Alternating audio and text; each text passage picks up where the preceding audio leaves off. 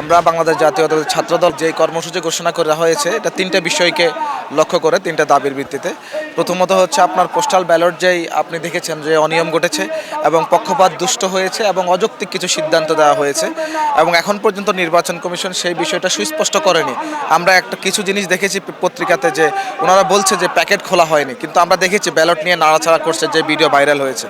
এর পরবর্তীতে হচ্ছে নির্বাচন কেন্দ্রিক যেই ধরনের প্রক্রিয়া সঠিক হওয়া দরকার সেই প্রক্রিয়াগুলো থেকে তাদের ম্যানুপুলেশনের একটা আভাস আছে, একটা নির্দিষ্ট দল বা একটা নির্দিষ্ট গোষ্ঠীকে বেনিফিটেড করার লক্ষ্যে।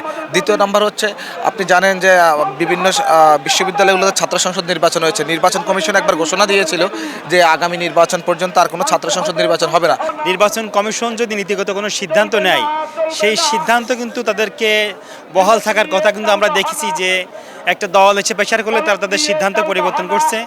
তৃতীয় যে কারণটি, সেই কারণটি হচ্ছে যে আপনারা জানেন যে 12 তারিখে নির্বাচন অনুষ্ঠিত হওয়ার আগে আর কোথাও কোনো নির্বাচন হবে না, এই উদ্দেশ্যে একটা প্রজ্ঞাপন জারি করেছেন নির্বাচন কমিশন।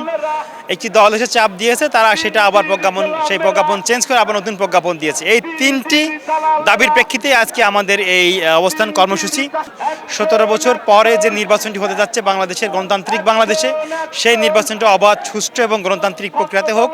সকল প্রকার যে অনিয়ম অসঙ্গতিগুলো আছে সেই ভুলগুলো শুধরে নিয়ে 12 তারিখে কিভাবে একটি সুন্দর সুষ্ঠু নির্বাচন বাংলাদেশের মানুষকে উপহার দেওয়া যায়, সেই লক্ষ্যেই কিন্তু আমাদের আজকের এই অবস্থান কর্মসূচি। আমরা মনে করি যে নির্বাচন কমিশনের আমাদের এই দাবি থেকে তারাও হয়তো আরও সচেতন হবেন যে ভবিষ্যতে তাদের প্রত্যেকটি পদক্ষেপ যাতে গণবান্ধব হয়, জনবান্ধব হয়, গণতান্ত্রিক হয়, সেদিকে তারা লক্ষ্য রাখবে। আমরা সেই প্রত্যাশা রাখছি।